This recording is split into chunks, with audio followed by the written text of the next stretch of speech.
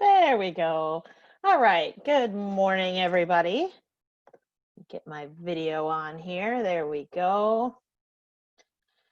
How's everybody doing on a Friday? Yay, it's Friday. Yeah, it's Friday. That's awesome. All right. I hope everybody had a good week.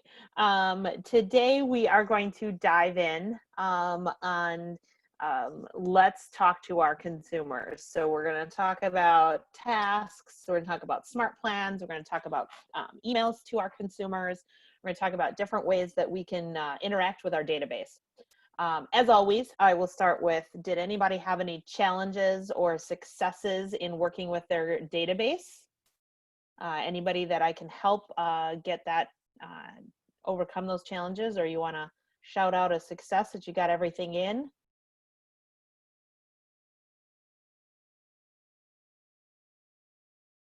All right, well, let's hope everybody got their contacts in. That will be super important for Monday's class. Monday's class is going to be all on opportunities and getting paid, which is always something we love to do.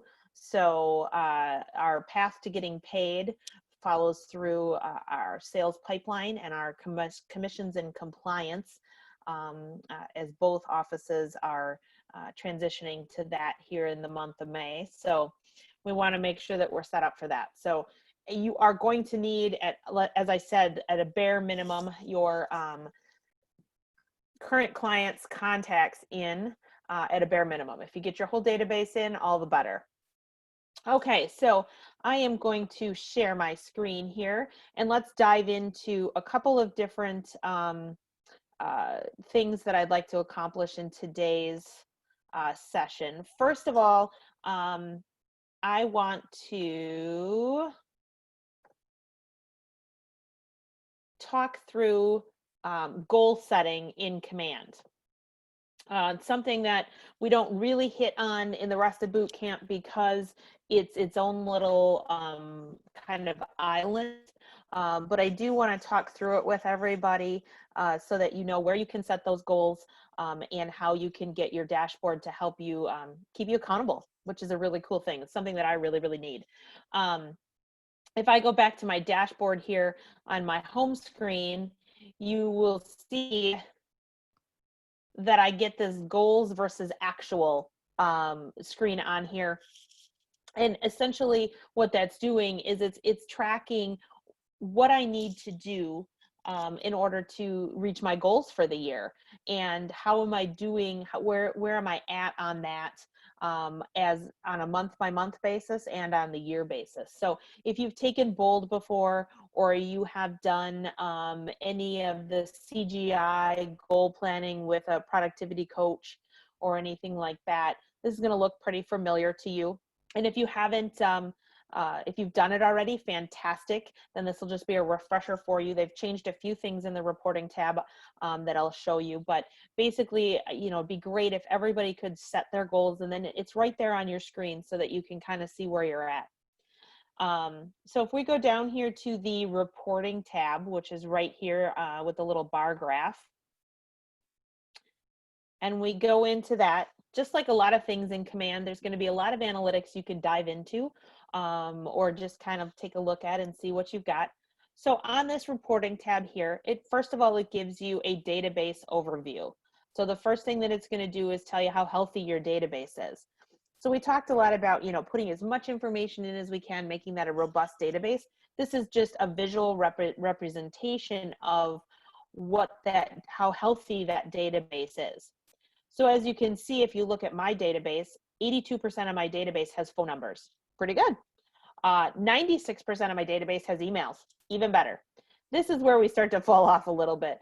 I need to really flesh out all of my addresses. I need to assign those neighborhoods. I need to enter in those home anniversaries, and I need to find out where my people's birthdays are. So it tells me where I need to work on it a little bit. You can also turn around and if you're interested in that, hit this compare button that's right here, and it'll basically tell you that in comparison to agents in my market center, I'm doing and how I compare with my database. So I'm better in the first two categories than most of the agents in my database, but the rest of them, they're doing a little better than me. So you can compare that back and forth. You can also look at all your state, all agents, you know, different things. So there's different ways that you can take a look at that. One that I really like is agents in the production bracket above mine. So you get that option in a lot of these reports, so you can kind of see where to push yourself. Where's your stretch goal? Where is that next step that you can take? What are they doing? What does their database look like compared to yours in order to be able to help you get to that point? So if I were to click that, you would see that they can, let me refresh here. You would see that comparison with that production bracket above mine, okay? All agents, things like that. So you can change that out and play with it. Take a look at it once you get your database in there.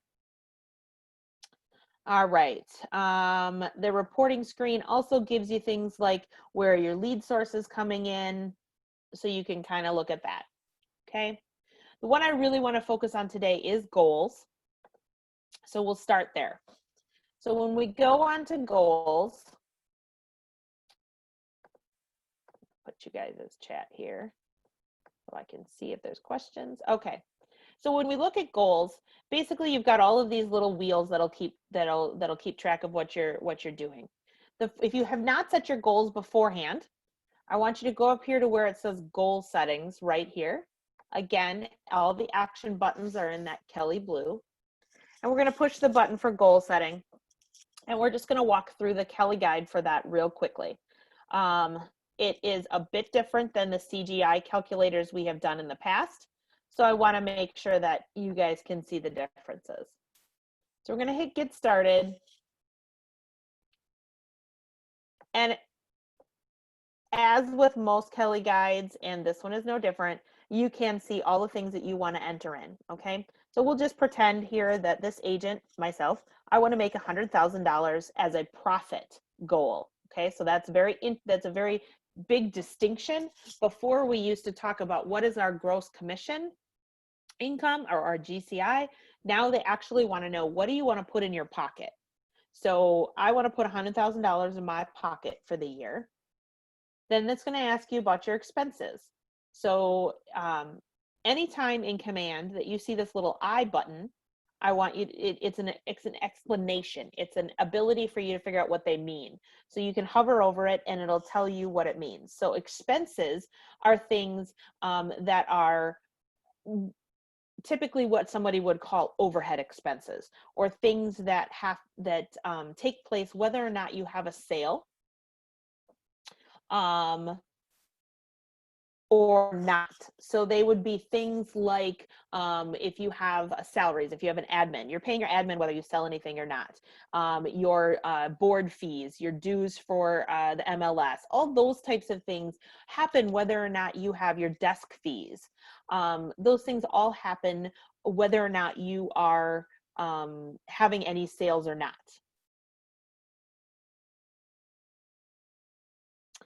The second thing is cost of sales. So cost of sales actually relate to things that are in a sale. So any marketing information that you have, the cost of your yard, cost of any open house flyers, cost of, you know, photographs, those types of things would all be in your cost of sales. Your cap and your royalty would also go in your cost of sales, because those you would not pay unless you had a sale. So those would be considered cost of sales. So you would go in for your business and enter those two numbers in. And then you would enter in what your mix of listings and buyers are. If you don't know, depending on, if you don't know that, just hit a ballpark of it. Most newer agents are weighed heavily towards buyers. So you can put that in there. I use 60-40 as a pretty good rule. If you're a newer agent, maybe you want to go more towards 70-30 or even 80-20 for the first year. Average commission per unit. So you can sit down and you can say, I know RNAW's average commission is, I believe, 3,700. I haven't checked it lately. My bad, instructor bad. The average commission for RNAW, you can put in here. I just used a rule of thumb number, $3,000. But you can put your own average commission in there if you know what you did in 2019. You can put in your different average commissions over in here like this. Hit next. Okay, so this is your conversion rates. If you are a numbers person and you are watching your conversion rates and you know about your appointments set, your appointments taken, all of that kind of stuff, you can go ahead and fill this in. If not, these are the defaults that come from KWRI, and personally, I would just leave them alone because they're pretty close. So basically what it says is the way that they think about it is once you get a lead, remember, last time we talked about leads versus contacts, right? So leads are something that comes in, it's a one-way conversation. Contacts, you've had a two-way conversation, and it's, you know, so you've changed them to a contact. So as a lead to a contact, 10% of those are going to get converted from leads to contacts. That's a pretty healthy number. A lot of the data that we're getting off of people using Command and Facebook is essentially 1 out of 100. So this is 10 out of 100 because not all of them are internet leads. So I would just leave that one alone. So 10% of your leads are going to actually become contacts. Then their rationale is once you get them into be contacts, that you're going to get 60% of those new people to make an appointment. You're going to keep that appointment, you're going to sign those agreements, and you're going to get them to contract and under pending. So again, if you know your individual conversion rates, you can go ahead and change those. If not, just leave them be. And then here you can review your goals. So, sorry. In this, you can see that when I take what I want to make as profit and I add both my sets of expenses, I need to have an estimated GCI of $130,600 in order to bring home $100,000 into my household. Okay. Difference in this particular model, besides the GCI model we've used previously, is we're not talking about taxes. We're not figuring taxes. We're not putting a tax percentage in there. We're not, because everybody's tax situation is so different that this way they've said, this is what we want to do as far as profit. And then the tax thing is on the back end because it's such a personal thing and it's so state dependent that it's hard to figure in there. Okay. So this way we're going to review everything. We're going to make sure all of our numbers look correct. And then if I go back into my goals, you will see what happens is they convert that to what do I need to back off. So if you've taken bold, they talk about you need to have so many appointments to have make so many calls to have so many appointments to have so many contracts to have so many closings, right? So we do that math in the original version of bold. What this does, it basically does it for you. So it says in order to make my monetary goals, I need to have 43 closings. And because of those percentages that I put in there, those probabilities, I need to have 48 contracts signed for the year. I need to make 80 agreements, whether those be buyer's agreements or listing contracts, in order to get those 48 purchase contracts and 43 closings. And as we back it off, you can see I have to have 135 appointments. I have to set 224. I need to add 373 contacts to my database for the year. And in order to get 373 contacts, I have to have 3,732 leads come in. Okay. Those numbers seem very daunting, but when I break it down per month, it's not so bad, right? 17 appointments over the month. It's basically 4 appointments a week. You know, those types of things, you can break that down. And My goal is to close 5 units a month. Okay. It gives you a profit tracker that says to this year, this is what I'm on track to do, because it pays all of your expenses ahead of time.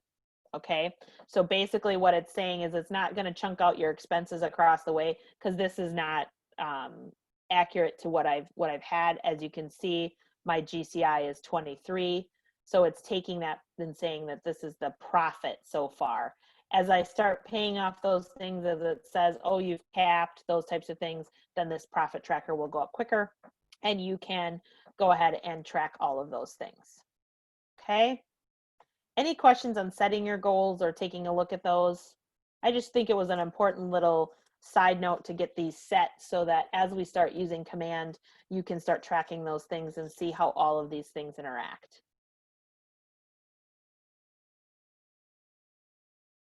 A couple more things then on the reporting tab, and then we'll move on to tasks and Smartplans.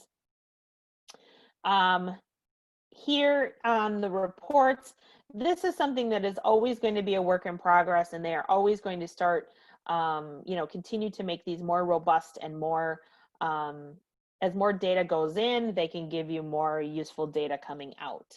So basically what it says right now is that 16 opportunities, I've created 13 new ones. It gives me my average time that they're sitting in any particular stage or phase. We'll talk about all of those things as we get going into opportunities on Monday. And then of course I've got buyer opportunities as well, and how long those sit in any particular stage. So you can kind of look at those different things. There's all sorts of different reports here, goals reporting. As we were just talking about goals, you can see this overall of a goals reporting, and it basically says I'm 18% to my goal. Now this does not have April's numbers in it yet, so that will jump up because of my closings in April. But you can see how it talks about closed units. These are my goals, these are my actuals. A couple of these things are not yet tracking in here, but the money part is, which is, kind of important to the rest of us. And then it also talks about your database here. So it talks about the things that you're doing in order to try to get those new leads and things like that. So that's all in there. The last spot that I want to talk about is this one that says emails. So one of the questions that I get sometimes is when we're using our email, our command email through Command, when we're contacting our database using the automated systems that we're going to talk about today, the Smartplans, etc. How many people are actually opening my emails? How many people are actually, looking at all those things? Because we can get that information if we use a system like MailChimp or something like that. And so they've actually embedded that for us here in Command. So if you look at, of course, it's May 1st, so I don't have any emails that went out yet today. But if I look at my past month of April, all of us are given 5,000 emails a month free through Command. And you can see that 37 of mine went undelivered. That tells me I've got a bad email address somewhere, so I should start looking at that. 76 of my emails were opened. 7 got unsubscribed to. So somebody in my database, a lead or someone, didn't want to receive emails anymore. I did get some that replied, but nobody marked me as spam, so that's good. Okay, so you can kind of look at those metrics, especially if you have a large database. You can take a look at that and see what kind of response you're getting on your emails. All right, any questions on the reports tab or the reporting applet? All right, I'm going to make you guys smaller. There we go. All right, so let's jump into our first thing we're going to talk about today, which is tasks. So how many of you have a to-do list every day? How many of you have, if you could see my desk, it's called, I call it the rainbow of Post-its. I'm a Post-its girl, and I'm constantly jotting little notes and little things on Post-it notes, and they are littered all over my desk, and I hate it because I can never find what I'm doing. Plus, it's hard to stay connected onto my one thing because I've got all these little things everywhere that are sending me in different directions. So one thing that I really like about Command is it allows you to set up tasks. So these things can be set up both off of your Command on your computer and off of Kelle on your phone. I'm hoping that everyone has Kelle downloaded on their phone. Kelle is our agent app. So we talked a little bit about our consumer app, and we'll be talking a lot about that in a future boot camp. But Kelle is our agent app, and Kelle is the one that gives us our access to all of our Command features and our database, all of our things on the go, okay? It also will send us notifications and reminders when we have tasks to do. So there's a couple of different ways that we can create tasks. The first one is to, right here again in the Kelle Blue, click create a new task, and you're going to go ahead and enter in a task. Call Tom, I'll do one that I actually have to do. Call Jeff about listing lots. Okay, I can make this all day, or I can set it for a particular time. If I have to do it by 10 o'clock on a certain day, I can go ahead and set that in there. So today I need to do that by noon. Call Jeff on lots for address to list. Okay, if there's something that I need to remind myself that it's a link or it's a video or it's something that you can do, you can always add a link to this, but then you would have your task in there. When that comes around, that time comes around, I will get a notification on my phone and to remind me to do that. One of the great features that allows you to do is associate a contact with this. So I can turn around and say, I want to associate this with this particular contact, and then it will give me his contact record so that I can quickly find his phone number if I don't have it. It will also log that interaction and put that task on his contact record. So I'll remember that I did it, or I remember that I didn't do it. So all those things are on there. Once I hit create task, you'll see that it pops up on this list. This list can then, once you click this, it would say you've completed that. You can also snooze it if it's something that you want to put off in order to do that at a different time. Okay, so you've got all of those there. You can always look at all of your completed tasks and any tasks that you archive right from the screen. One kicker that I want you to remember, see this says, it says show my task for today. So you can see I haven't completed anything for today, but if I go back in my past 30 days, you'll see I have a lot of things that I've completed. So if you want to only see what you want to do today or what you need to do today, that's what it defaults to. Leave it this way. If you want to look and say, I need to know what I have to do for the next 7 days, then you would click here and so forth and so on. If you want to look at all time, what do you have to do always? This one is a hard one because once we get into the next thing that I'm going to talk about, you're going to create a lot of tasks and it might get overwhelming. So I recommend staying on today or on the next 7 days. So there is a question saying, is there a way to print out your task list? There is not, but you do have your task list on your phone at all times. So I'm going to switch back so I can see myself here because it's in the, oops, sorry. Hit my scanner. All right, so if I go on my phone,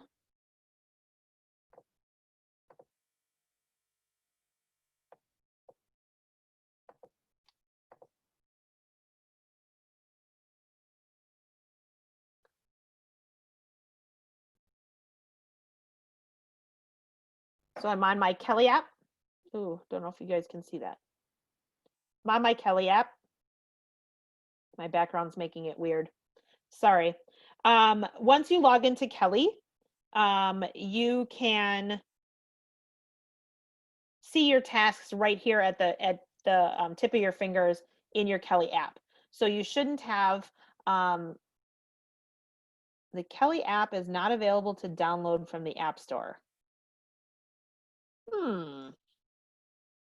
Let me just double check that, because I know they were.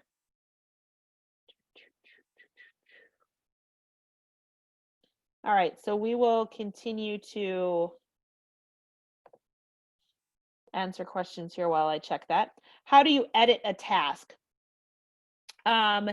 You can, once you put it in there, you don't edit it, but you can either trash it and start a new one, or just create a new task.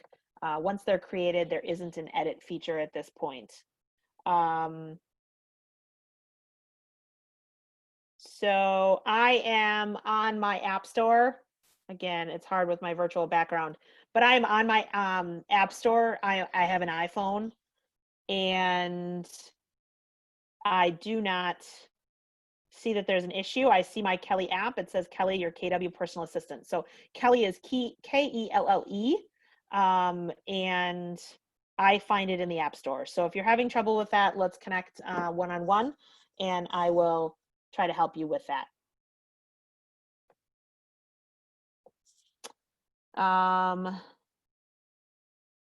Is this the KW version of Trello? If not, where's that? It is a version of Trello. It does allow a lot of different things. So part of the reason that I wanted to cover tasks before we got to opportunities is that when we get to that point, there is a way to set up your opportunities to have automated tasks and to be able to set those up so that they're reoccurring. So every time you get to a particular point in a deal or something like that, that it sets off a set of tasks. So yes, it is somewhat our version of Trello, in that you can organize the things that you need to do and see what you might want to do. So when you look at these contact tasks, these are going to be tasks related to a person. If I click over here to opportunity tasks, these are going to be tasks that I create that have to do with a particular deal. So, and I'm sure I'll say this again when we talk about opportunities, because it's my favorite story, but I'm the agent that walked up to a house to put an open house sign, an open house rider on my yard sign for a brand new listing, and realized I'd forgotten to order the installation of the sign to start with. It just escaped me. I didn't have a good checklist. I didn't have a good system. So now I have the opportunity checklists. And as I put in that, it automatically reminds me to make sure I'm doing all the things like getting the lockbox, ordering the sign, doing all the little mundane things that sometimes it slips through the cracks with me. So yes, you can. It is essentially our version of Trello. Can you assign a task to team members? Yes, you can. If I go up here and I select my team, again, this is what opens up that team functionality.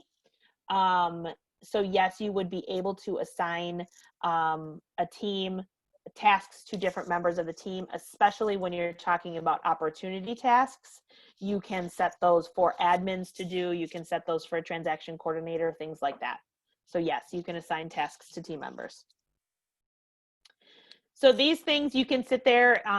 Once you have Kelle on your phone, all you have to do is log in and say, hey, Kelle, add a task for, you can say it, verbally, and she'll put it in there. You can add it on the go. You can complete them on the go. You can do all of that there. So this is a great way to keep track of the things that you need to do, especially on follow-up.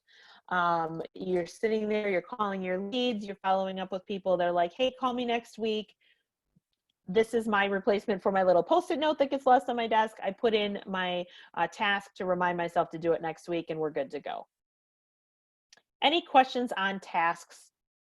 I just wanted you guys to familiarize yourself with these tasks, because not only is the next thing we're going to talk about, Smartplans, involve tasks, but when we talk about opportunities, we'll talk a lot about tasks again too.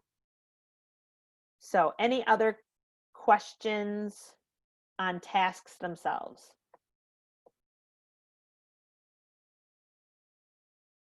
Okay. Now we're going to dive into Smartplans. And this is another place where you really are going to have to do some homework on how do you run your business and what do you want, how do you want to formulate, have this function, use it, whatever. So the next thing that we're going to go over and talk about is the next applet down, which is Smartplans. Smartplans are the automated follow-ups, automated plans, automated touches. If you're familiar with eEdge, they had a 36 touch. They had, different plans that you could do that would automatically reach out to your database, reach out to your contacts, and it was kind of a set it and forget it kind of a thing. I have heard a lot of feedback from agents saying, I'm not switching over to Command until they have a 36 touch because I just want to set it and let them touch my database and it's fine. Unfortunately, I can create you a 36 touch. You can create your own 36 touch, but it isn't a set it and forget it because we really want people to have a one-on-one relationship with you as their agent. Keller Williams' philosophy is that it isn't one to many anymore. That's not a great way to market. The market has changed. The universe has changed. Netflix has destroyed the blockbusters of the universe. Facebook, Amazon, all of those things create a one-to-one experience. And so have you ever been, internet shopping for, it just happened to me. I was internet shopping for a new entertainment center, a new TV stand, and all of a sudden I'm flipping on my Facebook the next day and I'm seeing ad after ad after ad for TV stands. Facebook is customizing my experience based on the interests that I have and the things that I've been doing. Essentially, what Keller Williams is providing you in this command database is a way to do that through a variety of places. Number one being your consumer app, two being the marketing that we're doing, and three through these smart plans. So it's creating that experience that you are personally touching and you're personalizing everything versus just sending out a newsletter that's the same to everybody and doesn't apply to particular people. So that being said, there is still a lot of ways to create that kind of multi-touch experience. And so we'll walk through a bunch of those. The smart plans that, the way that the smart plans work is that it is essentially a combination of emails, phone calls, texts, tasks, and all sorts of different ways, handwritten notes, things like that, all sorts of different ways that you touch individual people for individual reasons. So I'm going to go here again. The smart plans are the third applet down here with the certificate looking icon. And the first place I'm going to go is I'm going to select library. These smart plans are plans that were created by Keller Williams RI, so international, to give agents a place to start. So there are multiple ones that we'll go through. As we look at this screen, the way that this is laid out is, so you've got your title of your smart plan here, tells you how many steps, how long it is, and how many touches that is to each individual client.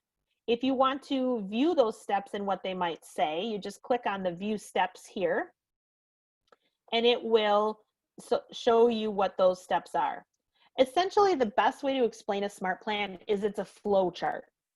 So it does something, and then there's a delay, and then it does something else, and then there's a delay, and then it does something else, and then you can either have it restart or you can have it do, so it's basically a flow chart of contacts in order to touch those clients. It's a flow chart of tasks to touch the clients. So the first the first one that I want to talk about is the neighborhood nurture, the monthly neighborhood nurture. You might hear that referred to as the MNN if you're on any of the social media sites or anything, but a monthly neighborhood nurture essentially is an email that gets sent out to your contact with the marketing data for their neighborhood, and it goes out once a month. So if you think about it, it's an automatic 12 touches because it goes out to your clients once a month. And essentially every single month it's a different email because our marketing stats change every single month. So you can turn around and add this to people. Now, the caveat to this is you have to have their physical address and you have to have them assigned to a neighborhood. Once they are assigned, both of those things have happened, you can assign them to this monthly neighborhood nurture. And what it does, like I said, is send out that email that gives them how many, you know, what is their average sale price in their market right now? What is the average days on market? How many houses are for sale in their neighborhood? Those types of things. And basically it's just a touch saying, here's your, you know, your data for the month, and reinforcing the fact that you're on top of the market, that you're the expert, you're their local expert. But it also is a different email every month. It's not the same thing, and it's personalized to them because you might send out, you know, 500 of these in a month, but they're all different neighborhoods, so they're all different data. Okay. As we go up, there is one other one that's very similar called the bi-weekly neighborhood nurture. So a bi-weekly neighborhood nurture, it's exactly what it sounds like. It goes out every 2 weeks. So this might be somebody that you're sitting there that's a seller that says, you know what, I'm going to wait till spring.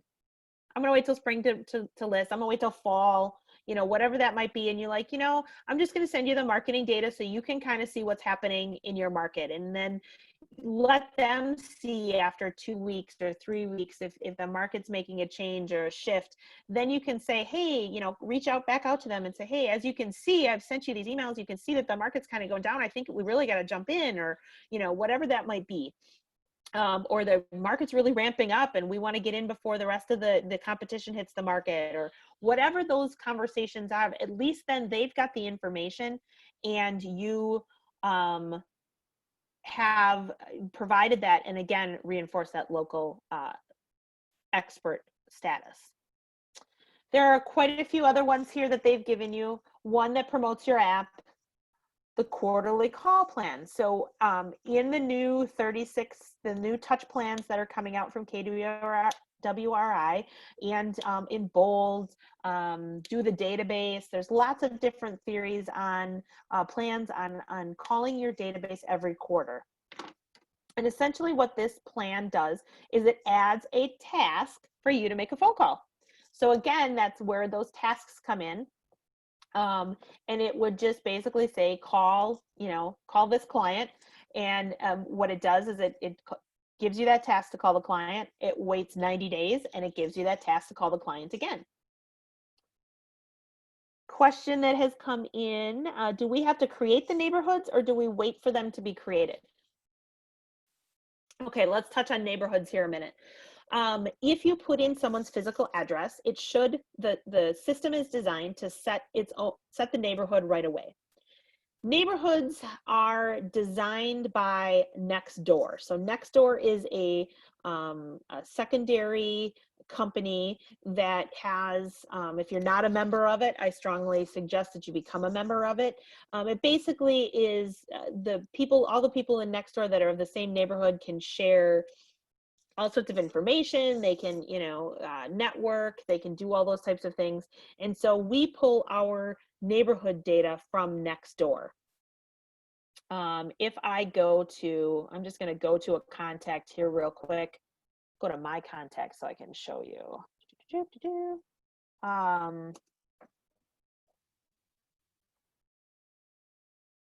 Come on, load up. All right, so if I go into my contact record,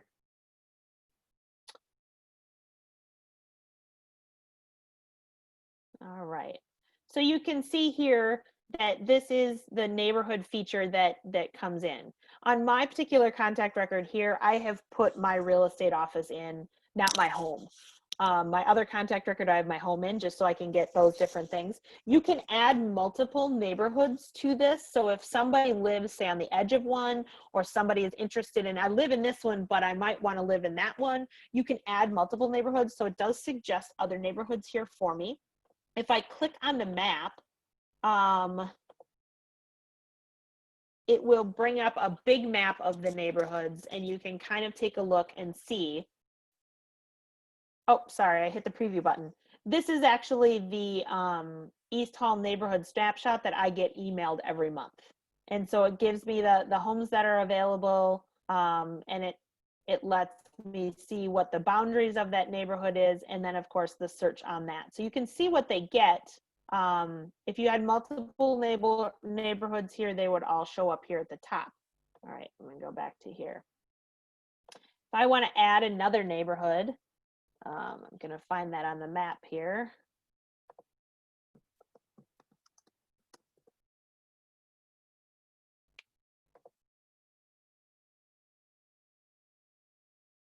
Okay, so everything on the map here, as you can see, all these little green boundaries are different neighborhoods, okay?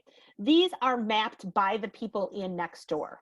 So if you find yourself, like I do, if two fingers move the map, if I scroll down to where I actually live, where my home is located,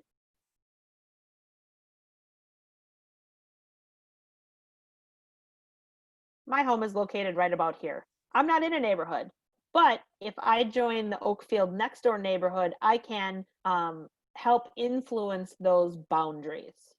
Okay, so if there's a particular neighborhood that you don't feel is correct, or you know, you live in a particular neighborhood, I would definitely jump into next door, because that will help us determine those boundaries. Okay, that's the best I can tell you right now as far as creating neighborhoods, is to get into Nextdoor and be active. They will change boundaries with, you know, 10, I think it's 10 or 12 people that agree on something, that the boundary should be different or something should be changed, then they will change it. So it's not difficult to get it changed. You just have to be active in that community. Can you add a neighborhood they're watching as well as their current neighborhood? Absolutely, you can.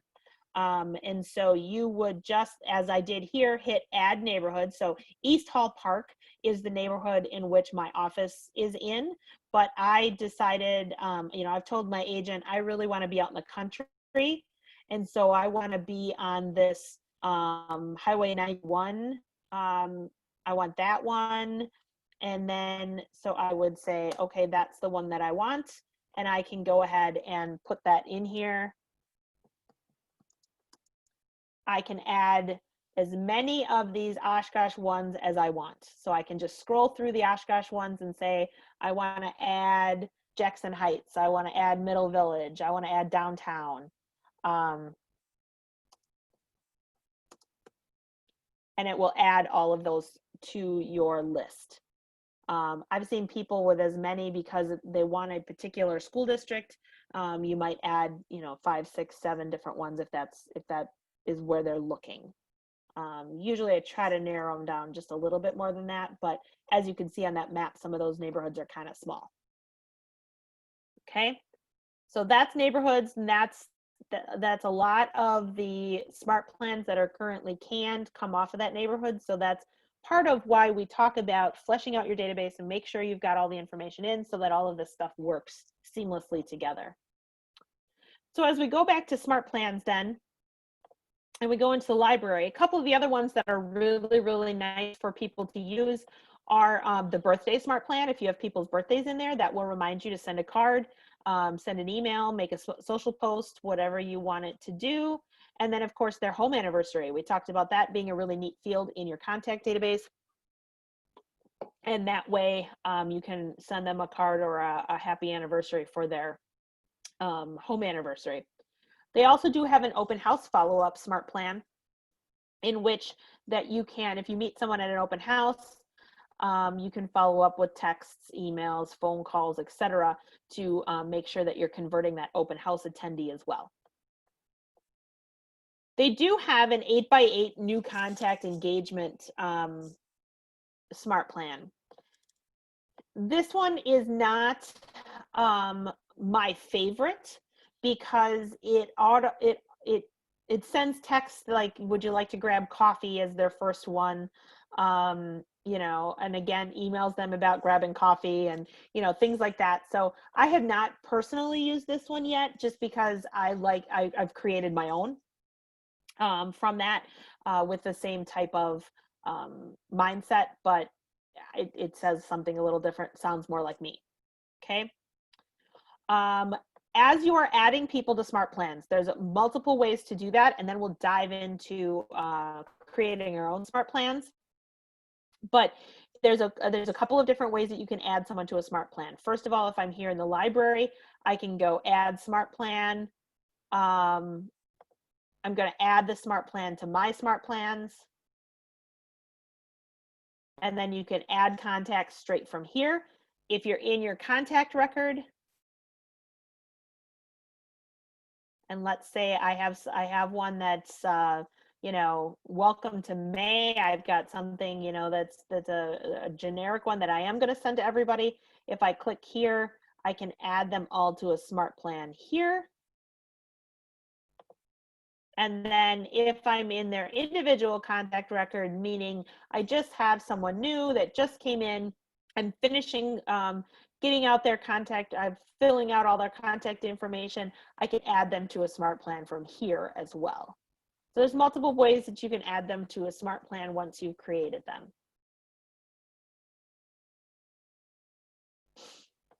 So again, we're in the library. We've decided that we want to use the, let's say we're going to add the quarterly call plan to our stack of plans. So I've added that now to my Smartplans. I go into my Smartplans. Sorry, I've created quite a few, so I've got to get down to the other page. And you can see here that the quarterly call plan has come in. Now, if I go to add those contacts, I can add contacts. When I click that add contacts button right there, I can add them by a tag.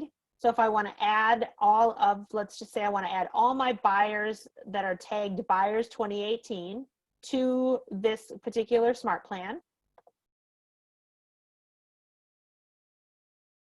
I'm going to select all of those people, and then I'm going to hit add to Smartplan. Now, very, very, very important point, especially when you're dealing with things that involve tasks or calls or handwritten notes, for example. You have three options when you're adding people to Smartplans. One that says start all now. That means that you are going to start that Smartplan immediately. And when I say immediately, if you do a Smartplan that your first step is an email, they will get it within the first minute to 2 minutes of you starting that Smartplan. I've tested it, it works, it goes out. If you want to do a set a Smartplan that may start at a particular date in the future, maybe you're going to do a particular first of the month type email, or you're going to do something in there, you can set it for a particular date. The biggest one that I want you to think about is if you're setting these up for the first time and you're putting people on 8x8s, or you're putting people on different touch plans that involve calling people, if you're putting people on the quarterly call plan, that is huge. Please use this feature here that says stagger start over the next few days. And I'll tell you why. If I turn around and I select quarterly call plan, and I select my database because I want to call my database once every quarter like everybody says I should be doing, and I say start now, what is that plan going to do? Well, the plan says create a task to remind me to call people every 90 days. Okay, great. I start it. I now have 351 tasks today to call 351 people, because that's how many people are on my database. And I told my computer to tell me to call them once a quarter. And in 90 days, I will have 351 tasks again to call 351 people. And it will do that every 90 days. What this allows you to do, if you do this stagger start over the next few days, is you will be able to say, I'm going to stagger start them. I'm going to add 5 contacts every day. Oops. I'm going to add 5 contacts every day. And so what it will do is give me 5 tasks for today, 5 tasks for tomorrow. And then in 90 days, I'll have 5. And the 91st day, I'll have the 5 that were tomorrow's, et cetera, et cetera. Does that make sense? Like, I don't want you guys to go, oh, I'm going to do quarterly call plan and I'm going to set these all up, and then all of a sudden you have thousands of tasks that you can't complete, and then you get frustrated. So make sure that the plan that you're choosing, if it has tasks, if it has calls, that you're staggering those so that they are being able to be handled in the time that you need to do them. And again, remember, if you're doing, say, the quarterly call plan and you're doing do the database or D2T2, where you're doing 2 alphabet letters every week, you can pull up those tags and set that for that week. And then in 90 days, it'll give you that week, those 2 letters again. So you can set them by the tagged groups as well. Okay. All right. So now we get into the fun stuff. Those are what we call the canned smart plans that KWRI has set forward, and they will continue to set new ones forward. I really think that the plan eventually will be, you'll be able to add in other smart plans that other agents have developed, things like that. If you find something you really like, there'll be lots of ways to add things to your library. But for now, this is KWRI, okay? Now, if I go back to my smart plans, they also give us the option to create these completely from scratch. So we're going to walk through that, and I'll show you how that works. I will say that there are quite a few smart plans that have been shared very graciously by other agents on different Facebook groups. So if you're looking for some place to start, I would start searching, follow-up smart plans, things like that, on a lot of the posts in KW Command, Command Your Conversion. There's quite a few Facebook groups out there that have put forth some really great plans that at least give you a place to start. I know somebody that got really, really ambitious, and they actually posted a 3-year smart plan. I mean, after 3 years, they need to buy with you, or I'm just gonna, move on. But so this was an internet lead follow-up that lasted 3 years, which was kind of crazy. All right, so as we develop these on our own, we go here to the create button, and then you're going to name it. Each smart plan name needs to be the same. So if I'm going to do an 8x8, let's say it's an 8x8 Facebook follow-up, we'll call that, okay? So I've created some sort of, Facebook ad, etc. And now I want to do a follow-up with those people, or maybe I just want to say lead follow-up. Let's just do it that way. So this is an 8x8 lead follow-up, okay? And I'm going to hit apply. That is going to create it's going to give us a framework, a template to start creating a smart plan with. So right now, the only way that we can start these smart plans is by adding them manually, as we just discussed. I would probably guess, again, don't hold me down in timelines because the universe is crazy right now, but I would probably guess by the end of summer, we're going to have the ability to set these up to fire off automatically, which basically means that and other CRMs have this ability. So, ours is coming quickly, but a lead comes in, whether it be from Facebook, whether it be from, some other connection you've made, whether you've entered that lead manually. But the minute you say it's a lead and you save it, then this smart plan would fire off. So, or other plans with different things that we call triggers that would fire off the plan. Those triggers are going to start coming. Right now, the only one we have is add manually. So that's the one we're going to go forward with right now. But in the future, please know that you're going to be able to automate these and trigger them off based on different events that happen within your database, whether that be you start a new smart plan and all of a sudden now they're getting email communications from you.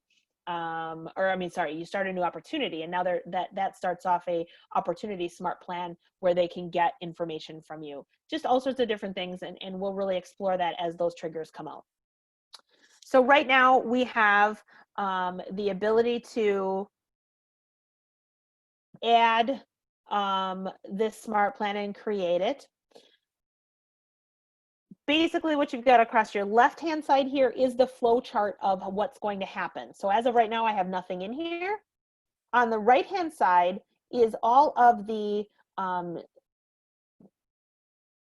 tasks, all of the steps, all of the things that you can do within a smart plan. So the first thing that you're going to do is you're going to create a action step. So the action steps they give you right now are create a task, make a call, send an email, send a text. So those would be your first 4 options. So my lead comes in and the first thing I want to do is send an email. Okay. So I click the send an email and you can see over here, it started up an email. Now, within this email, you have 2 options. Number 1, you can make it a simple email and basically you can say, hi, thanks for reaching out about available properties. If I could type, that would be great.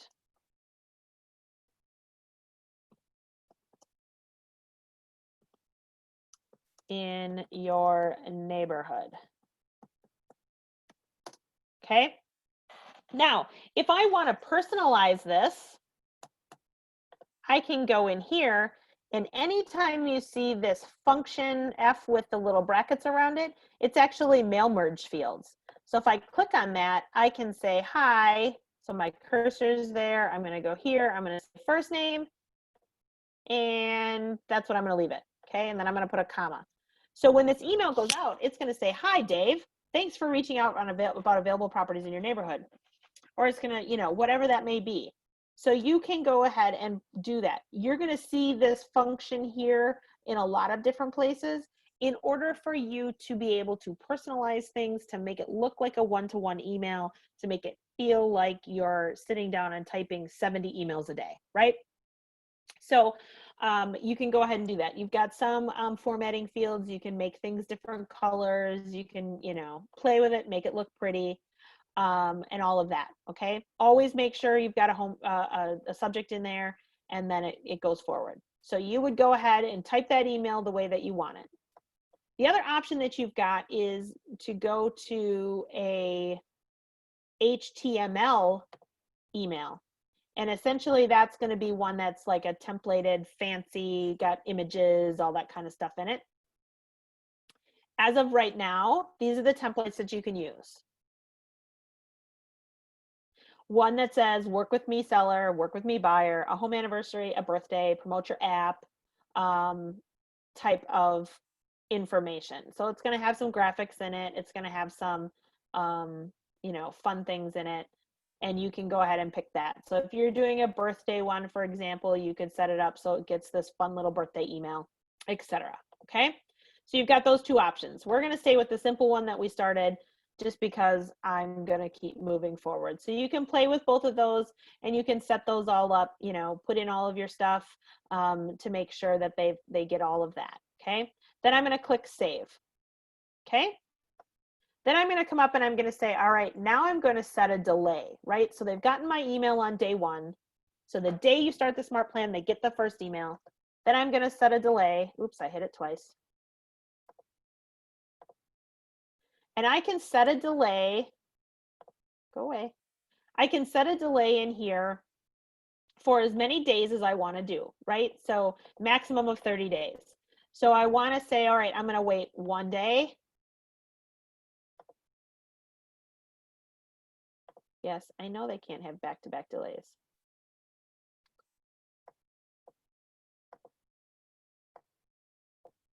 And then I'm going to come in here and I'm going to add make a call.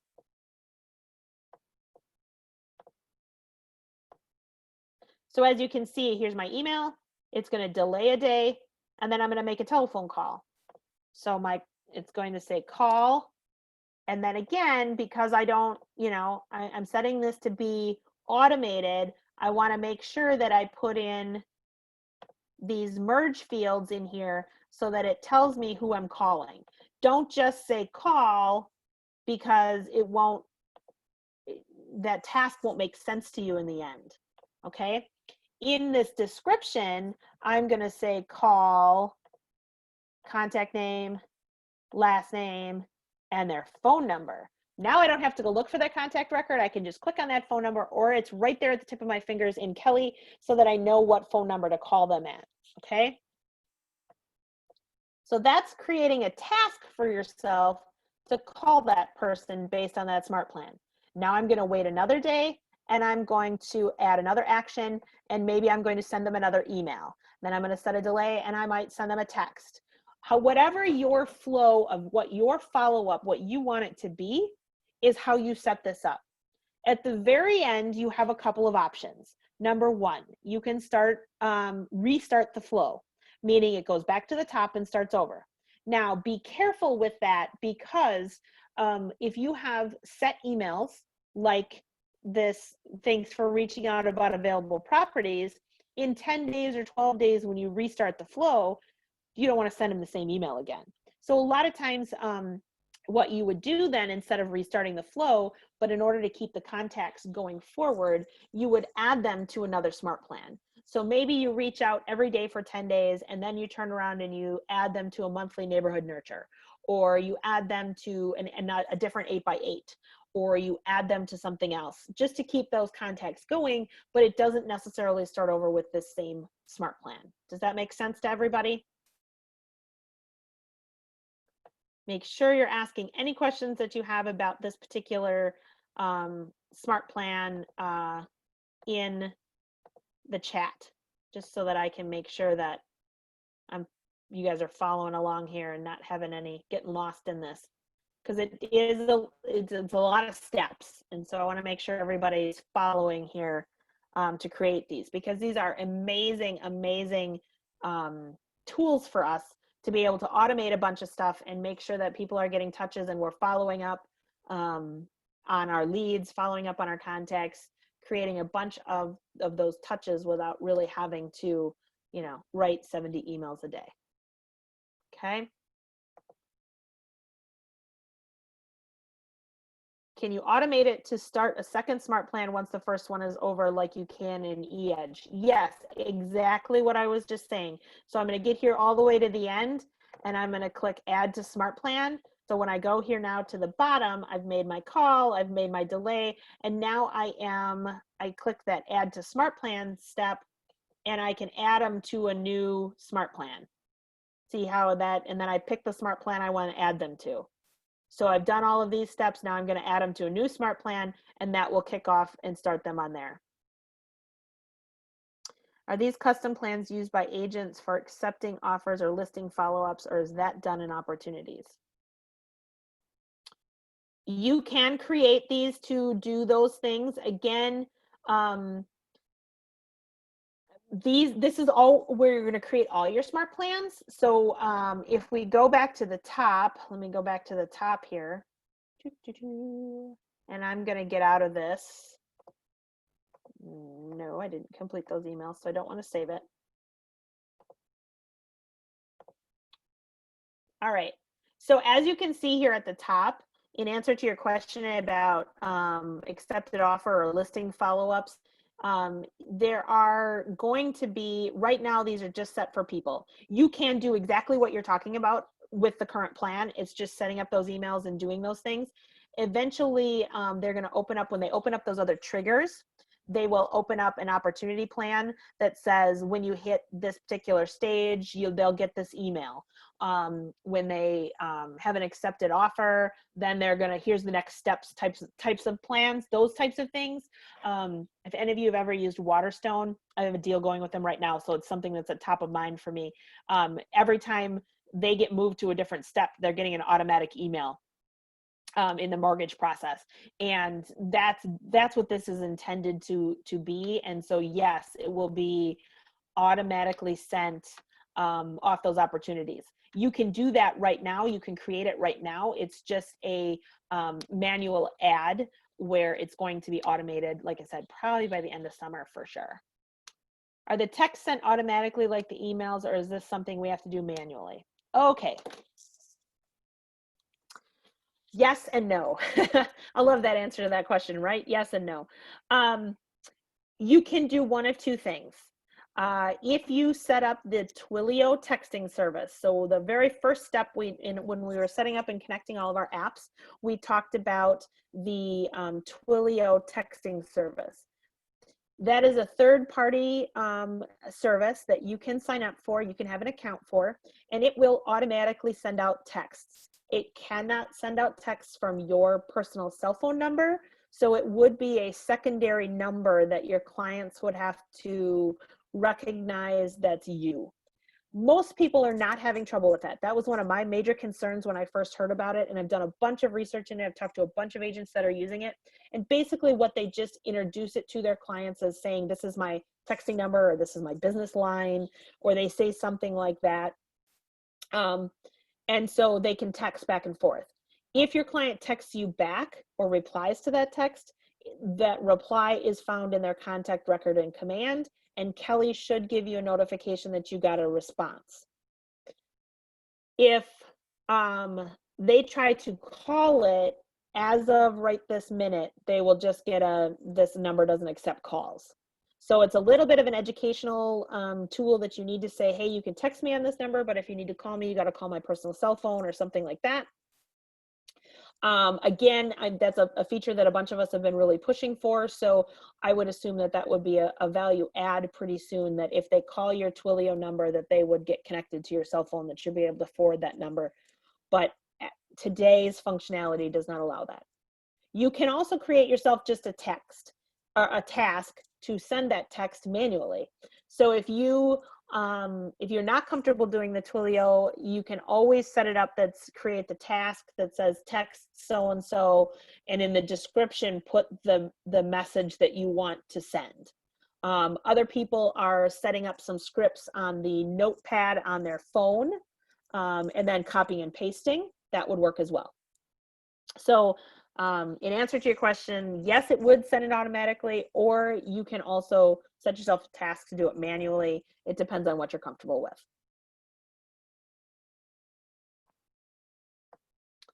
I will show you one of my, if I edit this one, this is one of my Facebook follow-ups. So I did a Facebook ad, leads started coming in, and I set them up on this follow-up email chain. It basically was a 4 days. It was 3 touches and had 5 steps in it. So the first one was just sending an email here that basically had, I saw you were checking out our listing, wanted to make you aware that there's an open house. And then I sent them to my landing page. So very simple little email. It delayed a day and sent another email that's saying, hey, this house may not be your best fit, but we'd love to help you find something else. It delayed again. And then thanks for taking a look for the houses I put on Facebook. I realize you might not be ready. Is email the best contact, or should I be texting you? Just anything to get them to contact you back. And I did get a couple people that contacted me back off of that, saying, hey, yeah, just keep emailing me. So now I've set them up on, some sort of search or something like that, to keep in contact with them on that. Any questions on these smart plans? I know it's kind of daunting. It's kind of like, oh my gosh, the possibilities are overwhelming. And so my suggestion to you is to start slow. Start with a couple of the ones that KWRI gives you and see how they work for you. The other suggestion I have to everyone is make sure you start with yourself. Put yourself in as a contact, add yourself to the smart plans, and see what happens. See what your consumer sees so that you know how they're getting sent out. Add yourself to the monthly neighborhood nurture right away. Put yourself on anything that you have as far as, a plan you want to use, just to make sure that it goes through correctly before you send it out to your clients.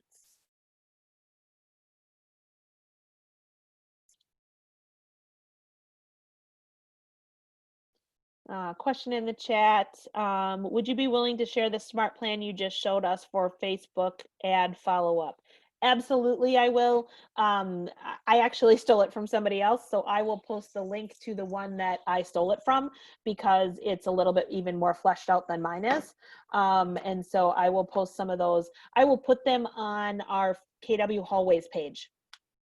So I will post a couple of options for smart plan scripts and smart plan options on there.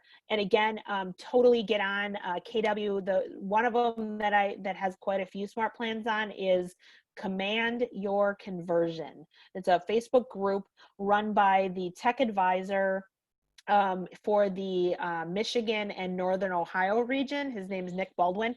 He is amazing. He's funny. I've met him personally at a training I went to in Las Vegas.